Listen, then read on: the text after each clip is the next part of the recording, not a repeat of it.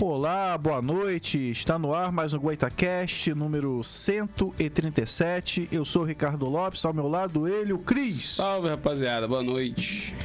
E hoje, muito bem acompanhado, no centro da bancada, o nosso historiador, Matheus Alvarenga. Boa noite a todos, mais uma vez. E antes de mais nada, agradecer aí aos nossos parceiros, para começar aí a Boutique do Pão, com o nosso lanchinho de cada quarta-feira. Lembrando que é a Boutique do Pão do Parque Imperial, que fica na rua Professora Brandino de Melo, 339. Telefone DDD 22 99 781 7016. E nas redes sociais, @Boutique do Pão 339. E temos também a sobremesa, olha só, brownie. O melhor do Brasil. O melhor, eu nunca experimentei o melhor, né? Na verdade, o brownie de verdade é do Capitão Brownies, que fica anexo ao ENF, na cantina do Tio Brisa, ao lado do CCTA. Telefone DDD 22 988369444. Nas redes sociais, @capitão.brownies. Também a parceria da Service Static Car. A forma diferente de lavar o seu carro, você vai ficar só olhando. Vão lavar o seu carro sem gastar sua água, sem gastar sua energia. Mas para isso você tem que fazer contato com a Service Static Car. Telefone DDD 22 99 707 8761. Nas redes sociais, @service.staticcar. É isso aí. E hoje nós temos aí um personagem bem interessante, o João Cândido, que o Matheus vai explicar um pouco mais sobre ele, que eu confesso que eu não tô lembrado. Tem uma galera hoje aí ao fundo, né? Uma galera reunida aí. A gente paralisou aqui porque eles estão no meio de uma reivindicação aí, né? Olha aí, Marujos revoltados, a gente pediu pra produção colocar aqui essa foto, frisar, um misto ali de medo, de alegria, né? A gente vai entender o que aconteceu nesse período, nessa revolta, que, mais uma vez, é passada muito rapidamente na escola. Às vezes, dependendo da forma que a história é contada, o negócio fica chato, né? É verdade. Fica um negócio meio arrastado, você não consegue entrar no clima, né? Não consegue entender, não consegue se sensibilizar com aquilo que está sendo dito, né? E aí a gente vai falar hoje, vou mandar um abraço aí pro Átila, que tá deixando aí o boa noite. Átila, grande Átila. Tá grande Átila. Desde os primórdios aí da live já, deixando aí os seus comentários. E também tem a Kel ali, né? Kel é minha esposa. A Kel, que já tá aí também. Fala, Kel. E ele tá pedindo aí um alô pra Campo Limpo. Campo Limpo! Alô! Alô pra Campo Limpo. Baixada. Lugar maravilhoso. Muito bom, muito bom. Deve estar fazendo frio lá, né? Tá. Lá tem curupira, cara. É mesmo? Tem, eu vi o curupira lá. Galera boa. Então, pessoal, vamos lá. Entrando no clima aqui dessa revolta da Chibata, uma coisa gravíssima, né? Uma coisa que é passada na escola, muitos não se sintonizam, é verdade, por diversos motivos. Eu acho que é muito superficial, né? Muito superficial. Hoje a gente vai tentar entender, né, dentro do tempo permitido, e de certa forma um pouco resumida, o que aconteceu. Por que esses caras estão aqui? Por que tem um cara de terno aqui? Tem um oficial do lado do Cris ali, de olho no Cris. Aqui no canto ali. É tio. Já tá de olho no Cris também. Então o que tá acontecendo ali? Bom, pessoal, para falar sobre isso, a gente vai ter que voltar um pouquinho na história da Marinha do Brasil, para entender as raízes do que tá acontecendo ali. Como já disse em outros programas, a Marinha do Brasil ela foi criada na necessidade de defender o Brasil de invasões exteriores. Na verdade, foi uma guerra contra Portugal que formou a Marinha do Brasil, ainda então muito mal formulada, com alguns integrantes ali sendo até mesmo piratas, literalmente piratas, comandantes de aluguel, mercenários, né? Então é dessa forma que nasce a Marinha no momento da independência do Brasil, em 1822, a Marinha Brasileira. Então ela vai nascer como? A partir desse conflito bélico, desse estado de beligerância entre a coroa de Portugal e a recém-instaurada coroa imperial brasileira. Dessa briga vai nascer a Marinha do Brasil com o intuito de defender o território e salvaguardar a soberania do Brasil, sob o comando então do Dom Pedro I.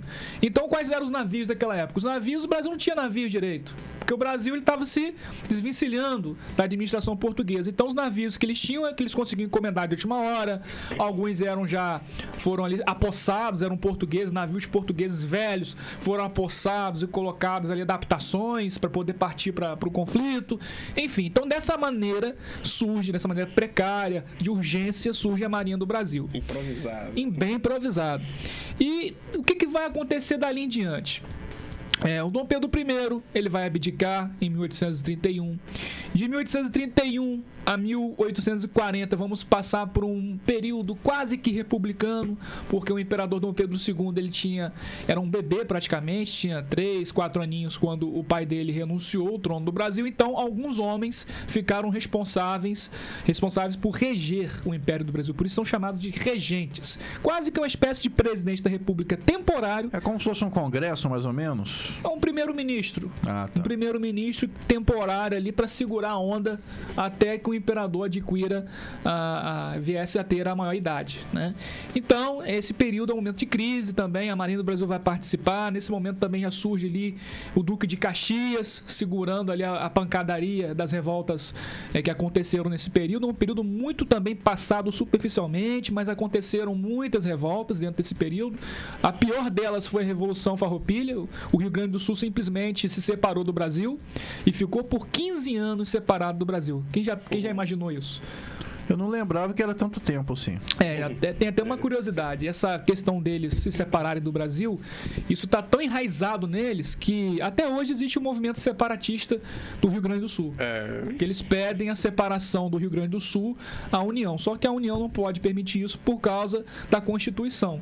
Que isso está numa das cláusulas pétreas da Constituição, que não permite que os estados eles acabem entrando em rebelião, eles acabem se separando da própria União Federativa. E aí, em jogos do Grêmio, por exemplo, quando o hino nacional é tocado, quem gosta de futebol, se vocês estiverem no Rio Grande do Sul ou assistindo uma transmissão, aumentem o alto-falante da televisão lá, porque eles não cantam o hino nacional, eles cantam o hino Farroupilha. Eu nunca me atentei por isso. Também principalmente a torcida do Grêmio, né? Eles não cantam o hino nacional. Então, uma peculiaridade deles, própria. E depois o que acontece? Dom Pedro II assume, mas logo vão acontecer outros desafios bélicos. O Brasil vai entrar em guerra contra o Uruguai e depois vai entrar em guerra contra o Paraguai. E aí a Marinha do Brasil já estava um pouco melhor preparada mediante aquela situação, porém ainda tiveram que fazer algumas adaptações, porque o Brasil tinha navios para guerra em alto mar e o Paraguai não tem saída para o mar. Quer dizer, o Paraguai não tem mar. O Paraguai tem rios. É né? verdade. Então, eles tiveram que fazer uma adaptação, porque você não vai colocar um navio gigantesco, de grande porte, para você passar no Rio Paraíba, né? Vai acontecer o quê? Ele vai encalhar. Então, tiveram que ser feitas algumas adaptações, e nessa época, alguns encouraçados. O que é encouraçado? Encouraçado é um navio que era da última tecnologia, no século XIX, era um navio totalmente blindado, ele tinha uma carcaça, né, muito grossa, de ferro, e ele suportava tiros de vários calibres. Então era isso aí é um exemplo do encouraçado. Esse daí já é do século XX, é um encouraçado Minas Gerais. Esse navio, creio eu que deva ter bocas de fogo ali de 40, 50 milímetros, que faz um estrago gigantesco, né? São verdadeiros monstros. Não à toa, esse navio aí, o Minas Gerais, ele veio numa aquisição da Marinha do Brasil, e eles eram chamados, veio Minas Gerais, veio Bahia e veio São Paulo. Faltou o Rio de Janeiro, que o Brasil encomendou na Inglaterra. Esse não veio até hoje, estamos esperando até hoje esse encouraçado. E veio esses três. Eles eram chamados de Dreadnoughts, o que quer dizer dragões do mar. Eram verdadeiros monstros, né? Como assim? Equivalente a que hoje? Equivalente a um porta-aviões. Naquela época não tinha ainda a aviação, mas era equivalente a um porta-aviões. Era um navio de grande porte que poderia fazer um combate em qualquer lugar no mundo, tendo toda a estrutura possível. Claro que um navio desse ele necessita de cruzadores, de fragatas, para poder dar proteção e auxiliar nas atividades navais dele. Mas eu acredito que nesse período, né, dessas guerras, o comércio náutico cresceu muito, né, cara? Cresceu. Principalmente o bélico. A Inglaterra exportou muita coisa. A França exportou muitos canhões. houve também uma crescente. Na verdade, Toda para que guerra serve? sempre alguém sai lucrando. Claro, nem todo mundo sai perdendo. É claro que tem a parte que perde. Mas, na verdade, o objetivo da Marinha até hoje é salvaguardar o comércio brasileiro, internacional. Né? Porque, imagine, se as nossas plataformas de petróleo fiquem desprotegidas. Imagine os nossos portos desguarnecidos, desprotegidos. Isso favorece o crescimento da pirataria. Tem gente que acha que piratas não existem mais. Existe até hoje. É claro que não são aqueles caras lá sem um tapa-olho, sem perna, papagaio. Caveira. Né? Tem um filme muito interessante. Só se o Roberto Carlos fosse pirata, né? A perninha de madeira. Tem um filme muito interessante sobre pirataria, para quem gosta. O Cris deve ter visto, Capitão Philip. Já. Né? Eu acho que o navio ele vai pra Somália. Tom Hanks. Isso, o cara que fez. Wilson! O Wilson reaparece, né? O ator célebre do Náufrago, e ele vai comandar, ele é um comandante, um capitão, aliás, é um capitão, e ele vai se dar ali no meio de um comércio perigoso numa região na Somália, em que ele e o seu navio são abordados por piratas. Então, tá aí a dica de filme para quem quiser assistir. Muito bom filme. E aí, partindo da Guerra do Paraguai, a Marinha do Brasil, ela foi a mandona daquela situação. Por quê? A Argentina não tinha quase navios, o Uruguai não tinha quase navios. Portanto, na época do acordo, porque juntou bolinho para bater no Paraguai. O Paraguai estava quietinho, já expliquei isso no outro programa, vou resumir. Ele estava quietinho ali com cerca de 70, 80 mil homens treinados, prontos para entrar para a guerra. O Brasil não tinha um exército ainda forte, o Uruguai não tinha, e a Argentina também estava ali se reconhecendo ainda como nação. Como assim se reconhecendo como nação? Vamos supor, temos lá os nossos amigos compatriotas do Amazonas. Vamos supor que o Equador ou o Peru, vamos dizer que o Peru invada a Amazônia, né? E aí essa notícia vai chegar no Rio de Janeiro, e aí vão ter que fazer ali o alistamento, tal, uma guerra, né?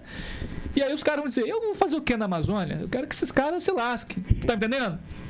Isso aí era o que aconteceu na Argentina. Então, tinham duas províncias, Corrientes e Entre Rios. Umas mais ou menos ali, não vou dizer exatamente, mas é como se fosse São Paulo e Rio de Janeiro. Uma não gostava da outra. Então que se lasque, é Brasil. Mas que se lasque, se São Paulo cair, que ótimo. Então ele não tinha esse sentimento de pertencimento nacional.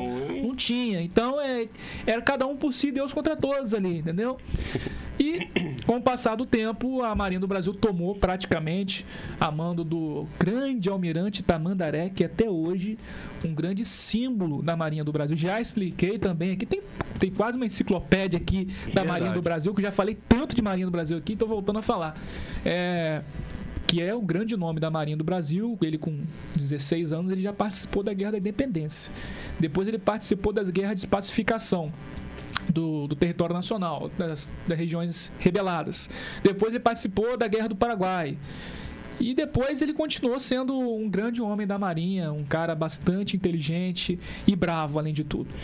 E tinha quem nessa época aí, olha só, eu costumo falar, sabe o quê? Que o Império do Brasil foi esse estado que durou de 1822 a 1889, foi um período de grandes homens. Por que eu falo isso? Em várias áreas. Você tinha lá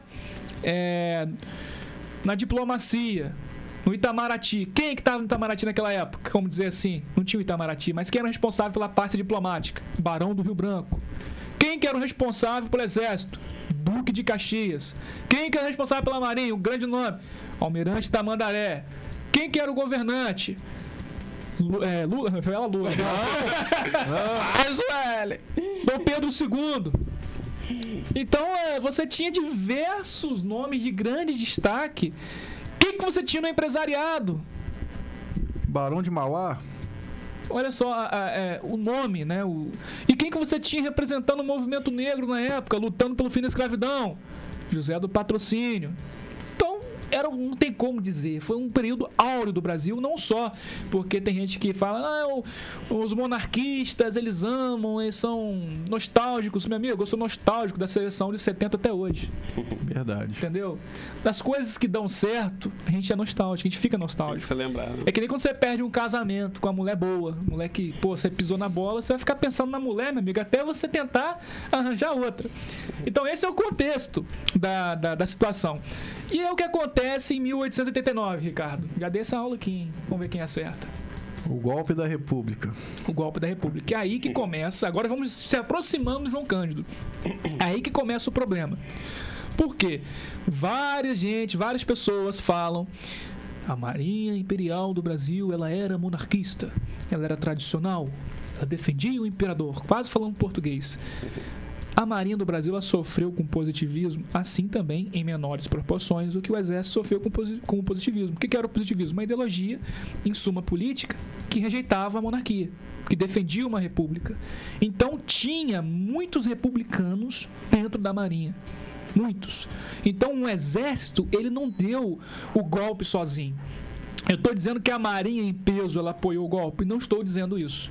Estou dizendo que diversos oficiais eles se aliaram com Deodoro da Fonseca e aplicaram o golpe. Vou dar exemplos aqui que foram contrários. Vou dar três exemplos, 3 homens que foram contra o golpe. 1, Barão de Ladário. 2, Tamandaré. 3, Saldanha da Gama. Esses 3 aqui eu já garanto para vocês que eles não apoiaram.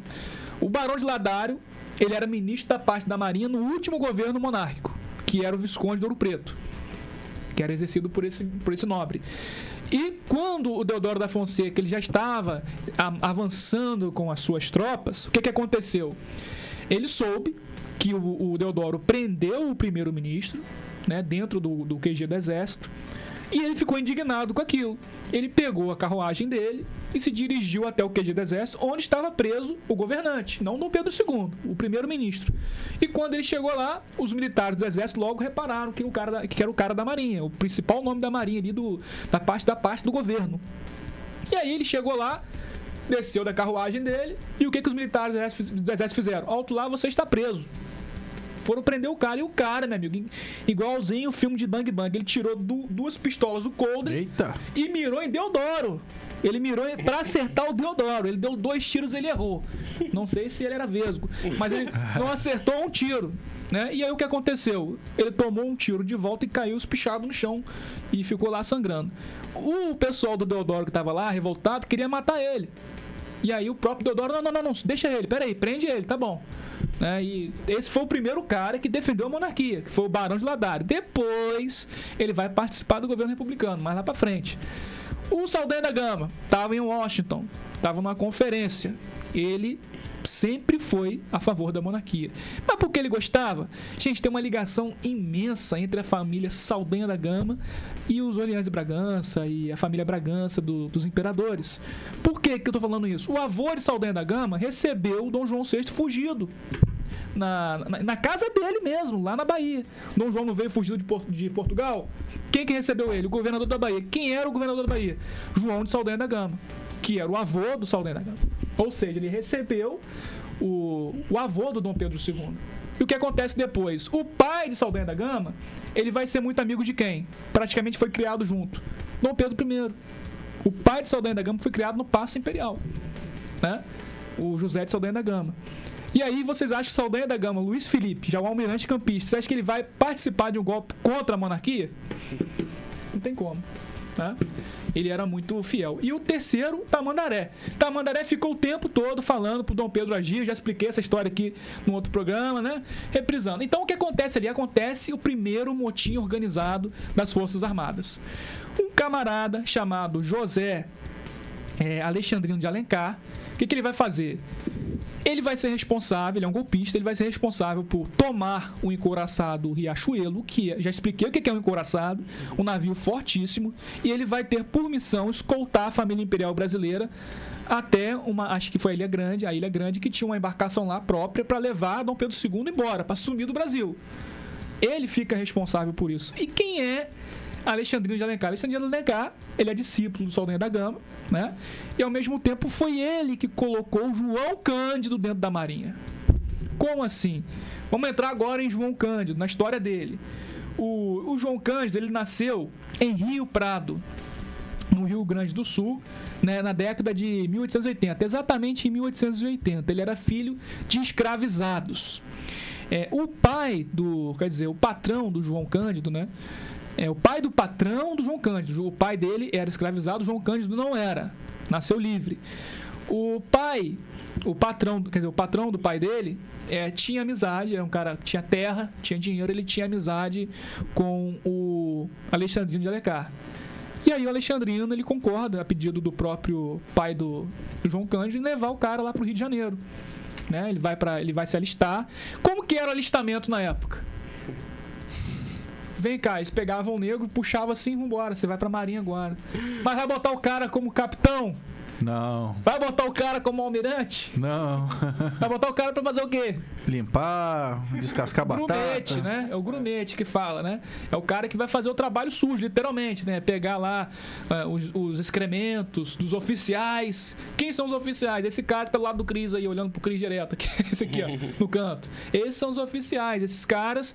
Quem são esses caras? Esses caras são de famílias ricas, pô. Né? Não era ali um cara filho de pedreiro. Era gente filha lá. Os nobres. Que tá com a patente ali. O que tá no meio ali com um lenço mais grosso ali, mais folgado, aliás, é o João Cândido, que tá do lado do cara ali, O baixinho? Esse baixinho ali, o Romário da época ali, que tá do lado dele. Os oficiais, eles eram de distinções completamente, assim, eram bem distintos dos outros oficiais em termos familiares. O Saldanha da Gama eu expliquei agora, vem de uma família nobre. Todos eles vinham de família praticamente nobre, eles eram praticamente aristocráticos, né? E o João Cândido não. Já te expliquei a origem do João Cândido. E aí ele vai para o Rio de Janeiro. Lá ele vai trabalhar como grumete. E no ano seguinte, quer dizer, ele vai continuar lá na Marinha até 1900. E ele vai ser um cara de bastante respeito entre os próprios camaradas dele. Tanto os negros e alguns oficiais que vão gostar dele. Porque ele era um cara de liderança. Ele é um cara que se tivesse que entrar para resolver problema, ele entrava para resolver um problema. Por exemplo, os caras saindo na porrada, ele entrava lá e parou. Ativo. Ele é um cara ativo, inteligente, né? E o que aconteceu depois da proclamação da República? 2 revoltas da Armada. 2. Isso daí também cabe 2 episódios cheios aqui do Goitacast, só explicando as revoltas da Armada, que também são passadas. Vou dizer exatamente como eu aprendi na escola. Pessoal, olha, é o seguinte, não estou desrespeitando professores não, tá? Mas para você entender como é que é a linha. Os marinheiros se revoltaram, pegaram os navios e apontaram os canhões contra o governo. Daí o governo mandou tropa, prendeu todo mundo, acabou. Próxima página. Não foi assim, gente. Não foi. Tem gente que faz isso, não foi assim, né? A primeira revolta, ela vai ocorrer com o Custódio de Melo e um cara chamado Van der Kolk. Eu tenho que falar desse cara com vocês porque, no mínimo, é engraçado. Esse Van der Kolk tem 2 coisas bem interessantes nele. A primeira, ele era, à época da monarquia, até o último dia da monarquia, ele era um capitão. Ele era um... Esqueci. Capitão de mar e guerra. É essa a patente, me lembrei agora. Capitão de mar e guerra. Acima do capitão de mar e guerra tem o contra-almirante. Acima do almirante tem o vice-almirante. Acima do vice-almirante tem o almirante próprio, né? O que aconteceu? Na época do golpe da República, ele foi um dos caras que ficou feliz com aquela situação ali e ele logo tratou de ajudar o Deodoro. O Deodoro mandou as tropas que estavam sob o comando dele, o Deodoro, o cara que proclamou a República, ele deu o golpe de Estado, botou o imperador para sair, ele mandou as tropas dele lá aí até o arsenal da Marinha. O que o Van der Kolk tinha que fazer em nome da legalidade? Receber as tropas ou dar tiro nela? Fica a pergunta para vocês aí. O que aconteceu? Uma quebra da ordem legal. Então, quem estava fazendo o golpe era o quê? Criminosos. Então, o certo é o quê? Ele tinha que atirar. Ele tinha que mandar a guarnição dele atirar contra os homens do exército. Ele pega o portão do exército, o portão do arsenal, falta ainda aquele white lube, né? Abre, arreganha, pode entrar. Então, ele ajudou ativamente, ele participou do golpe da República. Guardem o que eu vou falar com vocês, porque no final tem uma coisa interessante. Ele foi um golpista. Guardem o que eu vou falar com vocês. A segunda coisa, nisso aí, os caras entraram no arsenal da Marinha, pegaram navios, pegaram armas, o que eles quiseram pegar lá e pegaram. Até o cachorro que era guarda lá pegou também, pegou tudo. Porque eles estavam se preparando para ter uma contra-revolta, então eles tinham que ter tudo. Toda a aparelhagem militar no Rio de Janeiro tinha que ser tomada por eles. O que acontece depois disso? O Deodoro fica sabendo que ele ajudou. E, cara, eu nunca vi isso. O Vander Kolk, ele foi promovido a contra-almirante apenas por ter aberto um portão, cara. Ele devia ser porteiro, né? Acreditam nisso, pessoal? Pra vocês verem como é que a hierarquia militar foi quebrada naquele momento. Virou bagunça. O cara virou vice-almirante por abrir um portão. Então, isso aí é uma das coisas estranhas que aconteceram na República. E também ele foi responsável por mandar um telégrafo para um navio. Se não me engano, era um cruzador bem bonito também. Acho que era o Cruzador Barroso. E nesse Cruzador Barroso estava o príncipe imperial Dom Augusto. Quem era Dom Augusto? Ele era o segundo neto do Dom Pedro II, que era filho da Dona Leopoldina. Ele era filho de Leopoldina, filha do Dom Pedro II, portanto era neto do imperador. Ele estava na marinha como tenente, ele estava servindo na marinha, e o Vander Kolk mandou a mensagem para o capitão, para o comandante daquela embarcação, dizendo que tinha que, aonde eles estivessem, que eles estavam em viagem, né, dando voltas, fazendo viagens de operações, então ele ia para a Ásia, ele estava na Ásia naquele momento. Manda o Dom Augusto embora. E abaixa essa bandeira da monarquia aí, bota a bandeira da república. E o príncipe foi convidado a se retirar, ficou ainda na Ásia, sem eira nem beira, a mando desse Vander Kolk. Então esse cara é um cara sensacional, esse Vander Kolk. E depois o Custódio de Melo vai organizar a primeira revolta da Armada. E o que ele vai fazer? Ele pega esses encouraçados fortíssimos. Voltou? Ele pega esses encouraçados fortíssimos, ele vai ter problema com o Deodoro. Parou? E agora, voltou. Ele vai ter problema com o Deodoro, o Custódio de Melo. Como que se resolvia as tretas militares na época? Vou explicar para vocês. Ele tinha problema com o Deodoro porque ele também tinha ambições. Estou falando do Custódio de Melo. Ele tinha ambições políticas. Né? Ele também queria participar da política e ele não estava gostando da política do Deodoro. Porque o Deodoro, ele deu a louca nele e ele... através de uma política fracassada, que foi a política do encilhamento, o governo dele entrou em crise, e se entrou em crise, o que o Deodoro falou? Eu vou fechar isso aqui, acabou, tá ok? E fechou. Eu vou fechar o Congresso, acabou! Fechou o Congresso, falou mais ou menos assim. E aí, o que o almirante fez? Então ele tomou... 2 navios poderosíssimos foram usados nessa operação. O encouraçado, se puder colocar aí, encouraçado Riachuelo, já vai aparecer logo de cara. Um monstro marinho daquela época. Ele colocou os canhões dele virados pro palácio, até isso é digno de filme. Com outro também encouraçado chamado encouraçado Aquidaban.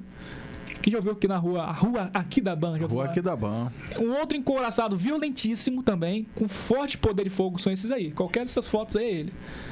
Acho que essa de do lado aqui é melhor, que tá mais... essa aí. Se der pra colocar, pra vocês terem noção. Ele vai pegar esses encouraçados e, gente, o João, ele já tava vivo. Ele estava vendo aquilo, ele não era burro e nem cego. Ele estava vendo como que os caras resolviam as suas demandas políticas. Os da Marinha faziam isso. Vocês pegam os navios mais fortes, apontam diretamente para o governo e, meu amigo, você vai ter que ceder o que eu estou querendo. Se você não ceder, eu vou bombardear a cidade. Era assim que funcionava, entendeu? E aí esses navios foram colocados e o Deodoro fez o quê? Tô fora. Eu não falei isso não, toquei! E renunciou. E aí aí que tá o problema, entra o Floriano Peixoto. O Floriano Peixoto não tinha nada. Olha o tamanho do monstro aí. Caramba. Pessoal, a Marinha do Brasil naquela época era uma. Não tô exagerando, não tô aqui levantando patriotismo, tô falando nada nem nacionalismo, tô falando um fato. Ela estava certamente entre as 5 maiores potências navais da época. Ela fazia peito com a Argentina, ela fazia peito até com os Estados Unidos. Isso grave que eu tô falando com vocês. A Marinha do Brasil, excitou os Estados Unidos a ter uma marinha de guerra forte. Vocês sabiam disso? Na época da Segunda Guerra do Paraguai, o Brasil modernizou as suas forças armadas. E quando esse encouraçado aí, ele mesmo, o Riachuelo, ele esteve nos Estados Unidos, ele causou espanto. Um dos políticos de lá, se não me engano, foi o presidente da Câmara deles. Ele disse o seguinte: olha, vamos falar sobre a situação das nossas forças armadas americanas. Se um dos nossos navios mais poderosos se encontrar com o Riachuelo em um comboio e enfrentar o Riachuelo sozinho, eu duvido que volte um navio com bandeira americana para contar a história. Ele quis dizer assim, ele falou isso. E a partir daí, a Marinha dos Estados Unidos começaram a modernizar até chegar no ponto que chegaram hoje. Vocês viram o último porta-aviões que esteve aqui no Rio de Janeiro? Não. Acho que foi o George Washington, se eu não estou enganado. Acho que se foi o George Washington, foi um outro semelhante. Um monstro que ele não tinha nem condições de fundear na Baía de Guanabara. Ele teve que ficar... Quer dizer, ele não conseguiu ancorar. Ancorar não. Ele não conseguiu atracar. Atracar quando ele se aproxima do porto e lança lá as amarras. Ele teve que ficar fundeado no meio da Baía da Guanabara porque o tamanho dele era tão grande que ele podia até atrapalhar as operações navais. Quando ele entrou... foi mês passado. Quando ele entrou na Baía de Guanabara, tiveram que fechar os portos. Só para ele poder passar. É um monstro nuclear. Então, hoje, a Marinha dos Estados Unidos é o que é hoje, muito em função também dessas disputas marítimas da época, de quem era mais forte que o outro. Depois, quem entra? Floriano Peixoto. Ele entra, meu amigo, e depois começa a ter problema, porque o Deodoro renunciou, o certo era o quê? Perante a Constituição, ter nova eleição. Ele fez isso? Não. Eu vou ficar aqui. Falou também, não vou sair daqui não. Aí vai a Marinha e faz o quê? De novo, a mesma coisa. Você não vai renunciar não? Você está descumprindo a Constituição? Então tá bom. Aí juntou o Custódio de Mello, o próprio Van der Kolk, que eu acabei de falar, né? E o Alexandrino Alencar, juntaram eles e fizeram o quê? Tentaram fazer o Floriano renunciar. E depois quem junta é o Saldanha da Gama. Depois quem vai entrar nessa parada é o Saldanha da Gama, que vai dar um trabalho danado pro Floriano Peixoto. Coisa de filme. Né? O Saldanha da Gama, ele quase invadiu Niterói inteira. Vocês sabiam disso? Que Saldanha da Gama, com uma tropa de mais ou menos 500 homens, formada em sua maioria por aprendizes da Marinha, ele invadiu o forte de Ponta de Areia e derrubou aquele forte que era guarnecido por 3 mil homens com apenas 500 homens. Caramba. Eu tô falando sério. Sinistro, eu não tô de sacanagem com vocês. Ele tomou até um tiro no braço. O Saldanha é diferente do Custódio de Mello. Politicamente ele é diferente, porque ele não era republicano, ele era monarquista. E também ele comandava suas tropas em terra. O Custódio de Mello, ele dava ordem de bilhetinho em cima do navio. Vai lá, entra lá e mata os caras lá, faz isso. E o almirante não, o Saldanha ele pegava a espada dele e ia pro centro de operações, dando ordem lá no campo. Né? E por isso ele tomou um tiro no braço. Então, pra vocês verem como é que era. Eles faziam isso. Tem uma demanda, manda pro governo. O governo não obedece. Vamos pegar os nossos navios aqui e ferro no governo, né? Só que o Floriano ganhou essa. E aí o que acontece? O João Cândido, ele vai pegar tuberculose no Rio de Janeiro, vai ficar ruim. Sentença de morte praticamente, né? E o cara era de ferro mesmo, ele conseguiu se recuperar da tuberculose. Recuperado aos 29 anos de idade, o João Cândido foi enviado, com outros marinheiros para a Inglaterra. Isso aí já tinha acabado a revolta da Armada. O que aconteceu depois da revolta da Armada? Muitos militares foram perdoados e outros foram mortos. Saldanha foi para onde? Pro Brejo. Infelizmente, foi morto, foi assassinado. Foi pro brejo literalmente, porque jogaram o corpo dele no brejo, esquartejado. Nossa. Coisa pesada. E aí a Marinha do Brasil estava completamente destruída. O encouraçado aqui da BAM foi destruído, praticamente, completamente destruído. O cruzador Barroso, totalmente danificado. O que eu quero dizer? Eles precisavam de novos navios, um novo governo. E aí eles vão pedir à Inglaterra. Isso aí é o Alexandrino de Alencar, que já vai apelar ao governo para que faça uma renovação da esquadra, porque não tinha condições, não tinha nem navio direito para operar, porque foi quase tudo destruído. O que era referência antes, né, virou sucata. Isso. O Brasil, ele caiu, bem falado, o Brasil ele caiu de uma maneira, despencou. Se ele estava competindo com os Estados Unidos, ele estava competindo, sei lá, de novo com o Paraguai, né? O negócio estava feio.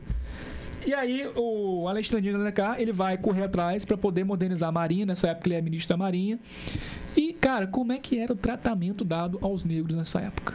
Primeiro que eles precisavam de mais homens, né, de negros, para poder empregar esses serviços mais básicos, tipo pedreiro, pintura, limpeza de convés, né? Eles pegavam os caras à força. Então o alistamento na época era à força.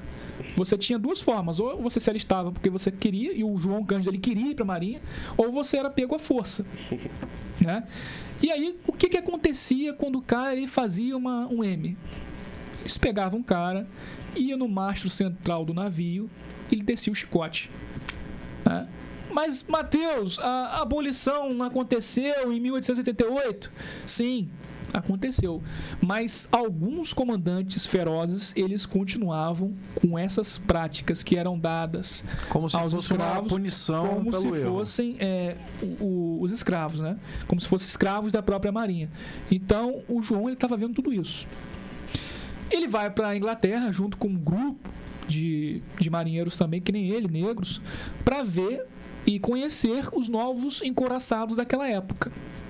E aí, ele vai aprender muita coisa na Inglaterra. Ele vai chegar, vai ver uma marinha bem mais equipada, bem vestida, com um tratamento mais humano, né? A marinha inglesa já tinha esse avanço, já era mais avançada, até no trato com sua camaradagem.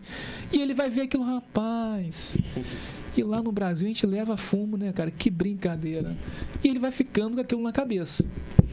Vai passando mais tempo e acontece é lançado um filme na Rússia sobre um navio também, um encouraçado, que agora eu não vou lembrar o nome, é escrito em russo. E esse filme mostra também uma rebelião de marinheiros. Então, olha só. Ele viu um tratamento diferente. Aí viu o filme depois. Ele viu o filme depois com a pipoquinha dele lá. Rapaz, eu que sou muito burro mesmo, né, cara? Eu tenho que fazer... Tô brincando, mas ele viu a diferença ali, entendeu? Pô, eu tenho que... Os caras aqui têm que se ligar, têm que se conscientizar. O que foi pedido ali, o que foi fornecido ali naquele momento, foram materiais decisivos para ele poder se conscientizar. Ele volta pro Brasil, ele já não volta com a mesma cabeça, né? O que ele via antes... e aceitava, de certo modo, ele já não estava mais com cabeça para aceitar aquilo, para ver um colega dele ser chicoteado até a morte. Não estava mais com cabeça para ver isso.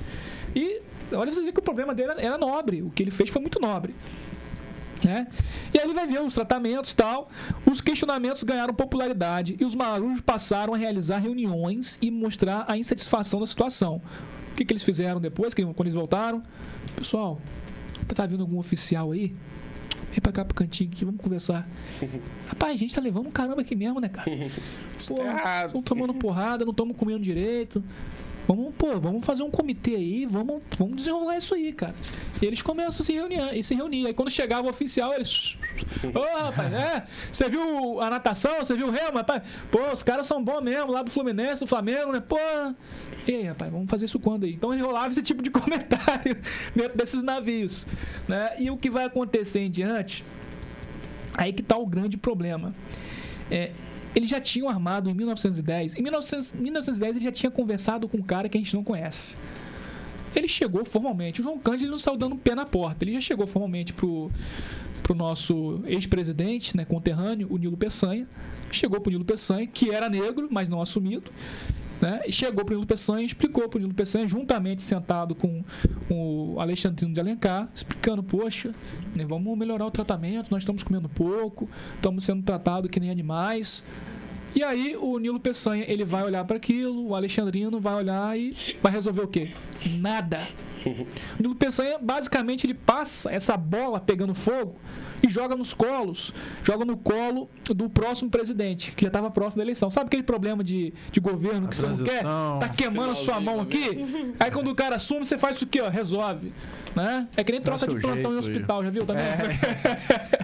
Segura que é seu, pô. O cara tá lá urinado, defecado há mó tempão e o enfermeiro tá lá segurando. Não, claro, não são todos, tô brincando, né? Mas você sabe que existe isso. Sim. Aí ele tá aproximando do cara trocar o plantão, rapaz, deixa que o outro enfermeiro fresquinho entra aí e resolve esse problema. Eu vou embora pra cá. E foi basicamente isso que o Nilo Peçanha fez, ele não deu atenção a isso. Muito menos o Alexandrino de Alencar, que era ministro da Marinha do Nilo Peçanha. E o que vai acontecer? Então tá bom. Vai acontecer uma coisa gravíssima. Enquanto duas situações aconteciam quase que ao mesmo tempo. Enquanto no Palácio do Catete, o Hermes da Fonseca... Quem foi o Hermes da Fonseca? Ele foi filho do primeiro presidente do Brasil, o primeiro ditador, o Deodoro. Filho não, perdão, sobrinho.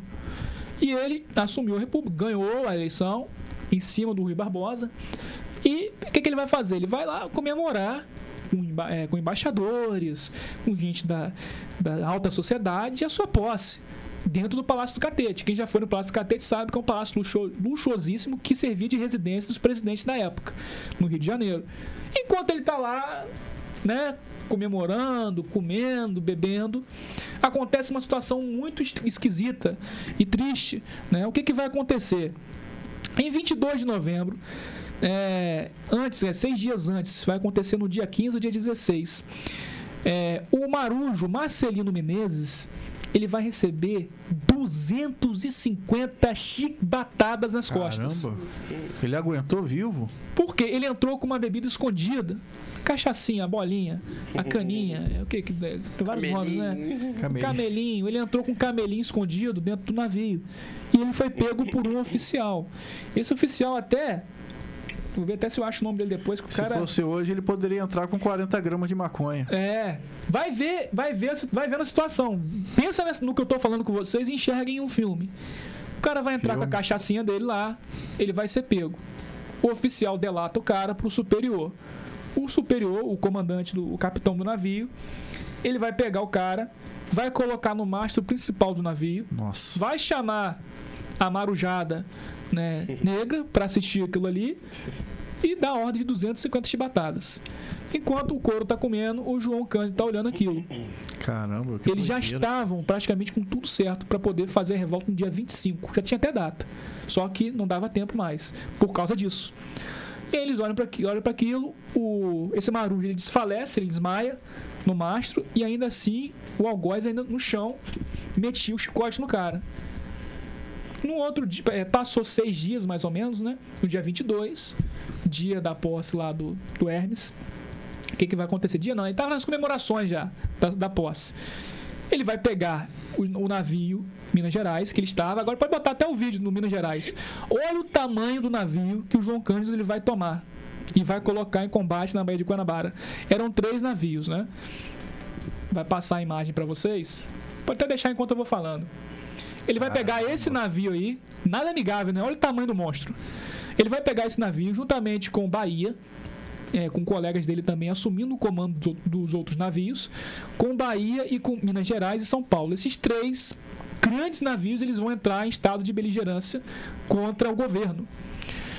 O que acontece? O capitão desse navio ele tinha saído, tinha descido da embarcação e nesse momento o João Cândido decide que no dia 22 que ele deveria atacar. Seria nesse momento, porque parece que ele ia sair e ia dormir fora. E os caras já começam a tomar a embarcação e o que o João Cândido não esperava é que o capitão ele retorna. E aí já tá escutando barulho de tiro, pancadaria e ele volta. Os oficiais e percebe a chegada do capitão, fala, cara, não sobe, fica aí. E o cara quis subir. Isso que ele subiu, chegaram ainda a matar alguns marujos, né? Um marinheiro mais afoito, ele pegou a arma e deu um tiro na cabeça do comandante do navio. Pensa no que eu tô falando com vocês. Filme mesmo, né, como cara? Um filme. É filme, cara. Foi no cara e pô, matou o cara. Tomamos a embarcação, as 3. Caramba. E eles vão lá e mandam uma ordem, um ultimátum, dizendo, basicamente, estamos com uma esquadra rebelada e exigimos que o senhor Hermes da Fonseca acabe já com os castigos, com o que vocês estão fazendo com a gente. Basicamente isso, né? Se quiser ler, tem certinho as palavras do João Cândido. E aí o Hermes, maquiavelicamente, perdi. São 3 navios. Se duvidar a boca desses navios, eles tinham 40, 50 bocas de 50, 60 milímetros. Isso daí derruba um prédio. Imagina isso apontado numa época que o Rio de Janeiro não tinha tantos aterros assim. Como assim? Hoje o Rio de Janeiro tem vários aterros. Aterro do Flamengo, aterro da Glória. Tem vários. O Santos Dumont, o aeroporto é um aterro. Aquilo ali é uma área aterrada. E... Voltou. É uma área aterrada. E o Palácio do Catete ele ficava muito próximo ali à Baía de Guanabara. Então, basicamente, já viu o pica-pau, né? O navio se aproximou do prédio do presidente, mirou os seus canhões principais e falaram: oi, meu chapa. E aí? Você vai fazer o que a gente quer? Onde que ele aprendeu isso, gente? Acabei de contar a história. Não é que a gente aprende as coisas na história? Ele não tirou isso da cabeça dele. Ele viu quem fazer isso. Foi o filme que ele assistiu. Até dentro da Baía de Guanabara, as 2 revoltas da Armada. Ele viu Saldanha fazer isso, ele viu Custódio de Melo fazer isso e fez a mesma coisa. E o Hermes da Fonseca, ele acaba cedendo. Não, tudo bem, vamos acabar com isso, chega, né? Parou, não vai ter mais. E ele concede anistia, prometeu anistia para os caras. E eles acreditaram. Quando eles desceram do navio, meu amigo. Perderam O navio, eles passaram o comando. Creio que essa imagem pode ser até a passagem de comando. Pode ser, não estou dizendo que é, né? Porque tem um oficial ali. Se tem um oficial ali, é porque estava vendo alguma negociação ou alguma coisa resolvida. E todo mundo com um sorriso. Acabou! Né? Meu amigo, meus amigos, passaram alguns dias. O baixinho tá sinistro ali, ele sabia da sacanagem. Eu sabia, né? A malícia, né? Ali vocês estão vendo Baixinho vagabundo. a malícia rolando solta. O João tá ali todo heróico, né, coitado? Conseguir. Feliz. O governo, ele dá anistia, mas ele prende os marinheiros. Depois, ele prende, quer dizer, ele dá anistia e eles ficam na Ilha das Cobras, né? Vamos dizer, vigiados ali, né? Não exatamente preso ainda, mas eles são vigiados, colocados na Ilha das Cobras, porque foi muito recente. Em dezembro, estoura uma outra revolta, mas não tinha nada a ver com João Cândido. Foi o corpo de fuzileiros navais que fizeram uma revolta por conta própria. Por que eles fizeram revolta? Porque na época que eles fizeram isso, muita gente do exército começou a fazer rolar um boato que o exército se vingaria desse ato. Que o exército ia pegar um por um desses marujos e ia matar. E eles ficaram com isso na cabeça. Vamos matar. E esses fuzileiros, eles pegaram as armas e começaram a fazer um motim. E aí, quem que o Hermes da Fonseca achou que estava fazendo isso? João Cândido. Caramba. Pegou o João Cândido, lançou nas masmorras da Ilha das Cobras 17 prisioneiros, incluindo ele. Isso já era Natal. Isso já era Natal de 1910 para 1911. Papai Noel estava passando. Ele estava preso. Né? E o que acontecia? Ali, quando a Baía de Guanabara, claro, ela tem as marés. Quando a maré subia, aquelas prisões elas ficavam alagadas. Nossa. E os caras estavam ali com a água, né? Na altura da cintura, do joelho, e tendo que ficar ali. Só que acontece que dos 17, incluindo ele, 16 morreram. Morreram naquela cela. Por que morreram? Por causa do sol escaldante, das condições insalubres e porque antes eles passavam cal no chão, né, para evitar ali proliferação de fungos e bactérias. Só que quando o vapor batia, o cal ele evaporava e os caras inalavam o cal. E aí 16 morreram e quem sobreviveu? Nosso herói João Cândido. O cara sobreviveu a essa tortura. E olha aí, isso aí já é ele com cerca de 79, 80 anos, um verdadeiro herói brasileiro. Aí eu vou ter que adiantar um pouco, né? Temos quantos minutos ainda? 5. Que isso? Agora que eu vi. Que doideira, bicho. Quando a história é boa, a gente não vê o tempo passar, né? Então já sei que vocês estão gostando. E aí, ele é colocado depois no hospício, porque dizem que ele ficou meio neurótico, vendo um fantasma. Cara, ele viu 16 pessoas e teve que dormir com cadáveres. Óbvio que ele ia claro que o cara não ia sair bem da cabeça ali, né, meu amigo? E depois ele é julgado, tal, e ele é expulso. Tô resumindo bem, ele é expulso da Marinha. E aonde ele ia trabalhar, a Marinha perseguiu o cara. Ele conseguiu um emprego no Rio Grande do Sul, né, trabalhando, não na Marinha exatamente, mas trabalhando no porto, e a Marinha fez pressão para poder demitir o cara. No Rio Grande do Sul também tentaram fazer uma homenagem pro cara, e na década de 60. Ele estava vivo ainda. A Marinha deu um jeito de não fazer com que ele seja homenageado. Quais as alegações da Marinha? Tem como colocar aquela matéria rapidinho? Vamos às alegações. Virou inimigo do Estado. Comandante da Marinha, isso foi esse ano, tá? Comandante da Marinha critica homenagem a João Cândido, o almirante negro. Tá, almirante, pessoal, é uma alcunha, tá? Porque ele era oficial de... Ele não era oficial, ele era um cara grumete, depois foi soldado, mas classe baixa. Ele fazia parte dos praças do exército. Mas porque ele conseguiu fazer manobras, isso eu não contei, ele fez várias manobras ameaçando ali as forças do presidente, manobras difíceis até, para um cara que não sabe, teoricamente não tem condições de assumir aquilo. Ele fez muitas manobras ali sinistras, que os caras falaram, mas o cara é o almirante, meu amigo.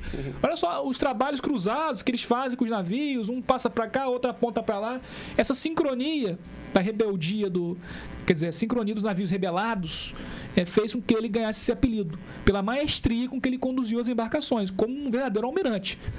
Aí o que ele diz? O comandante bonitão da Marinha diz que chama a revolta de abjetos marinheiros. Chama os caras de abjetos. O que é abjetos? Execráveis, desprezíveis. Desprezíveis marinheiros.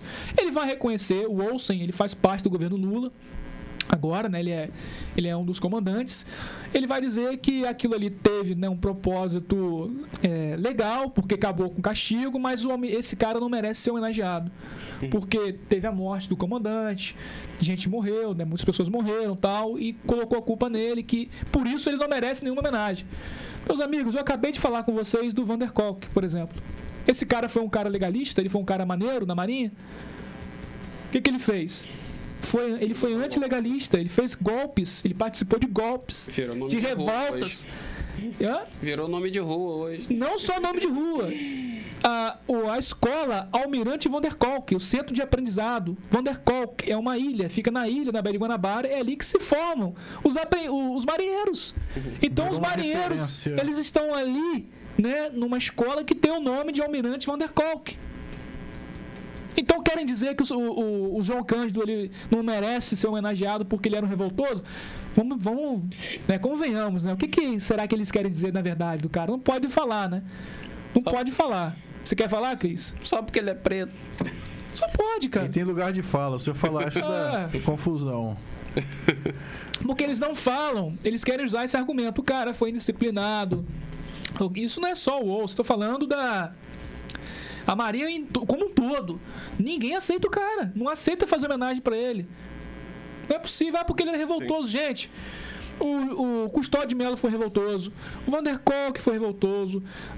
Até o próprio Saldanha, a luta dele foi digna e tudo mais, mas teve revolta. Todos eles continuam sendo homenageados. Porque o cara não é homenageado. Até Lampião tem uma homenagem no Brasil. Entendeu? E aí as pessoas falam, ele é o almirante do povo. E isso é verdade. Ele vai continuar sendo um herói do povo. Depois, ele vai vender peixes, cara. Na Praça 15, ele vai virar pescador. Quando o Minas Gerais ele é vendido, aquele navio gigante, se puder colocar pela última vez a imagem dele, o Minas Gerais ele é vendido e levado para o desmanche, na década de 50 ou 60. Sabe o que ele vai fazer? Ele vai pegar um barquinho dele de pesca, ele vai se aproximar daquele encouraçado, que ele tinha um afeto enorme, né? Do encouraçado que vai passar nas imagens agora para vocês. Ele deu um beijo no casco do navio. Ele beijou o navio. Né?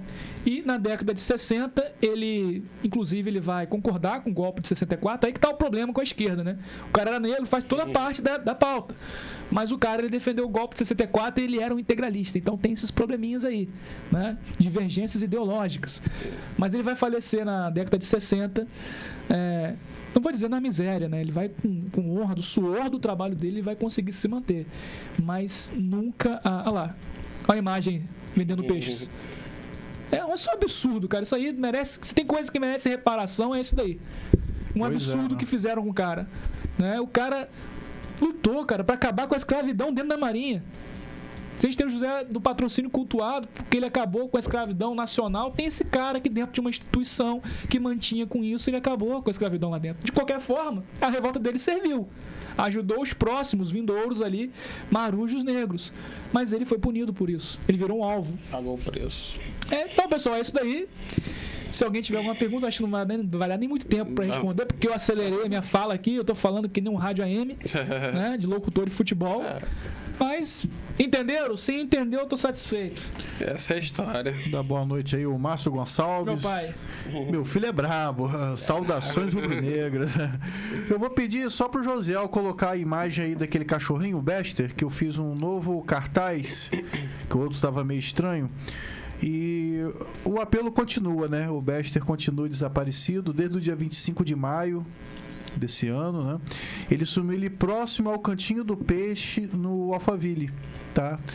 É um cão idoso, e a dona, a Leila, né, ela oferece até uma recompensa de R$200. O telefone dela é o DDD 22 99 767 5928. O WhatsApp também. Então, se alguém viu esse cachorrinho aí, por favor, entre em contato, porque a família está sofrendo bastante. E é isso. O Goitacast vai ficando por aqui. E até quarta!